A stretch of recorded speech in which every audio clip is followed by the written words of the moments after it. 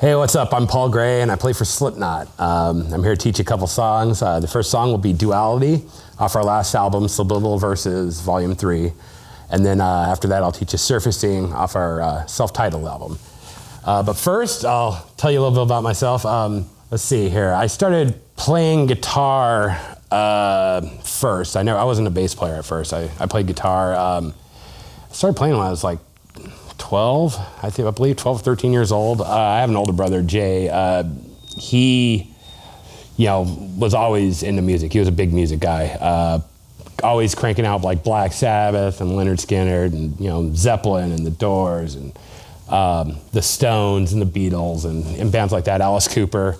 And Kiss, I was a really big Kiss fan. I used to dress up like Gene Simmons or Ace Frehley, depending on what year, every year. But I was always into music. I was in 6th grade. I got the first Suicidal Tendencies record. After that, I was really wanting to play. And I actually had a friend who had a guitar. Then, I got to noodle around on it, but it was right-handed, and I was always left-handed. And I was like, I never knew what I was doing. No one ever showed me, so I would just kind of noodle around upside down. And then, let's see, I went and I saw Slayer on the Hella Waits album, and that changed my world. I was like, I gotta get a real guitar and actually do it. Seeing them up there at the red lights and the smoke, and just it was all evil, and I thought it was the coolest thing ever. So, I begged my mom for a guitar, and she finally got me one. It was an actually badass guitar. It was a Gibson Flying V. It was left-handed. It ruled. I never took lessons or anything. I was always self-taught, just listening to albums and just trying to figure stuff off of that. That guitar, I had that thing for a while, and I ended up I moved around a lot when I was a kid. It was between Los Angeles. I was born out here in Los Angeles. I moved out to the desert for a while, and was hanging out with some friends. And I didn't live with my family anymore. I kind of did my own thing, and so I ended up having to leave my guitar with one of my so-called friends, and he ended up trading my left-handed Gibson Flying V for an 8-ball of Speed. So that went that. But it took me a while, but I ended up getting another one and noodled around, played, and just kept jamming.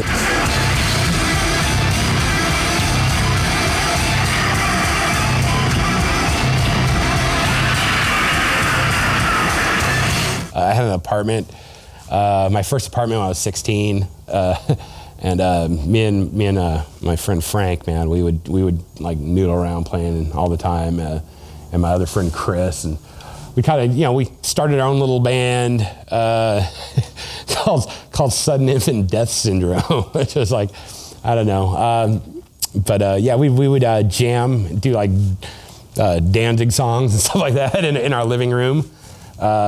I was 16 years old.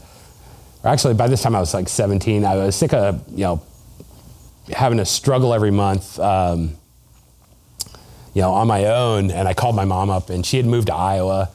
And so I asked her if I could come and sleep on the couch out there. So I moved to Iowa, and that's where I met the guys who eventually would become Slipknot.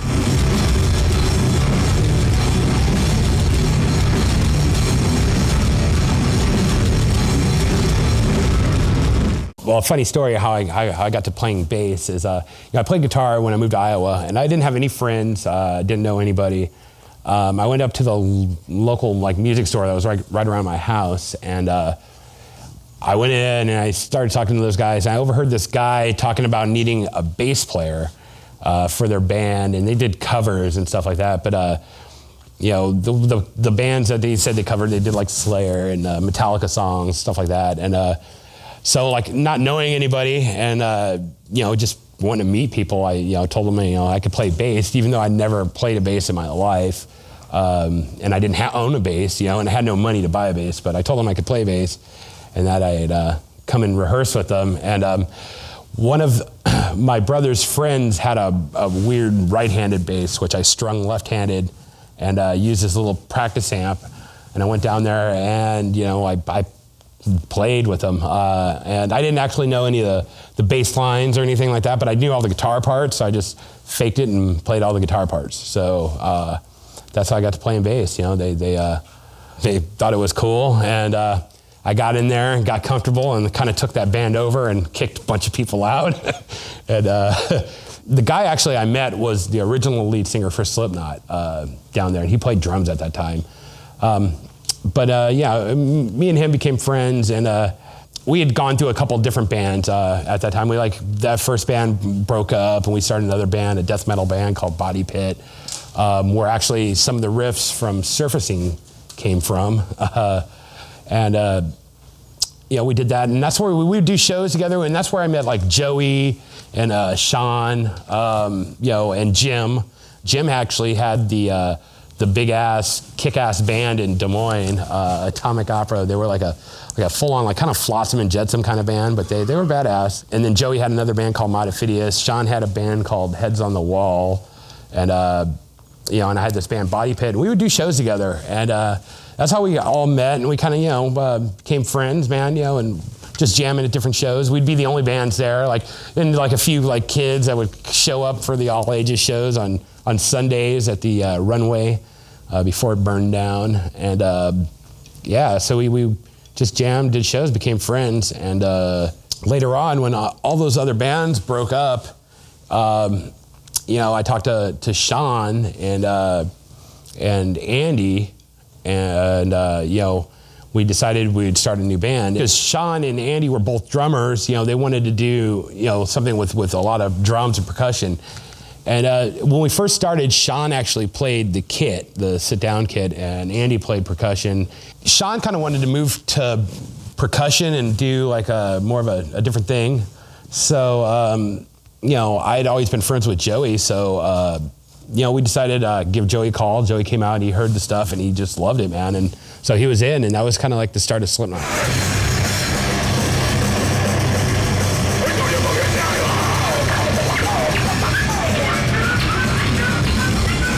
We had a old guitar player, Josh, who was in that first band that I joined. You know, we got Mick in there. I tried a couple other different people and different lineup arrangements, but we ended up getting Mick, and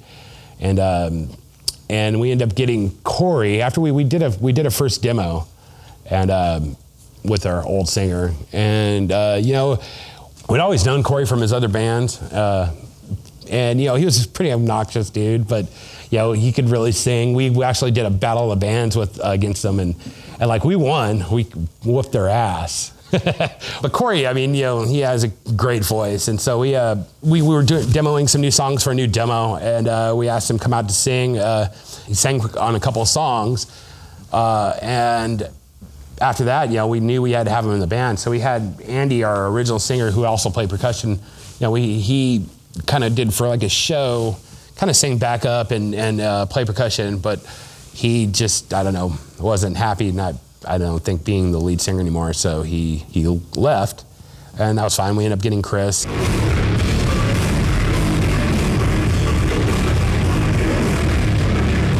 We had 9 guys in the band, and we had one van that could get all our gear, and then we'd have to drive 2 cars everywhere we're going. It's kind of sucking. After playing, you know, a lot of shows around the Midwest, we're doing regional shows, you know, in Des Moines, Omaha, Lincoln, you know, Kansas City, Chicago, you know, Peoria. People started coming out and, you know, paying attention. It's kind of a funny story. We had this girl that was managing us, you know, helping us out. She was working at our local radio station, and like, you know, she was asking, like, you know, who would we want to like do the album or something like that, you know, and we mentioned Ross Robinson to her, and she called up one of her friends who actually just happened to be Ross Robinson's manager, which she had no idea was John Reese. And she called up John Reese. She's like, you know how to get a hold of this Ross Robinson dude? And he's like, you know, it's funny you ask, because I actually manage him.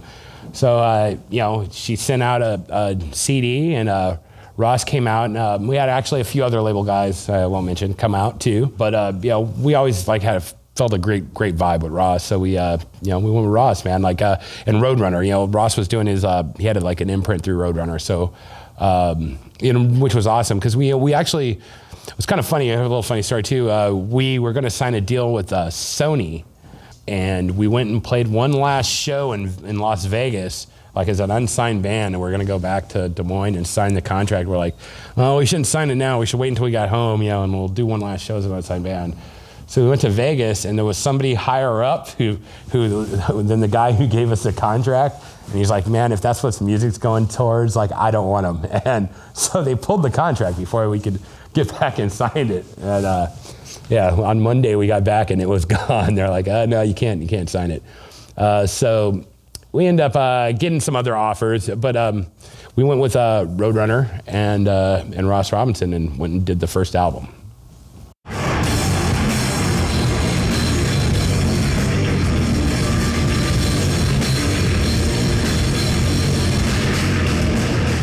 Okay, I'm going to talk about my gear a little bit.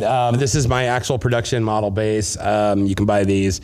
It's got a solid ash body, an ebony fretboard with my custom inlays, a Tribal S, and the 9-pointed star, number 2 there, which is my number in the band.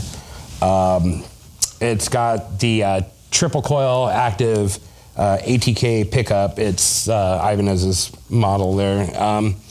Yeah, and I play Ernie Ball strings. They're tuned, I think, 115 through 55, so it's 115, 95, 75, 55. And they're tuned in C sharp and with a drop tuning, so it's actually in B, so it's like B, F sharp, B, and E.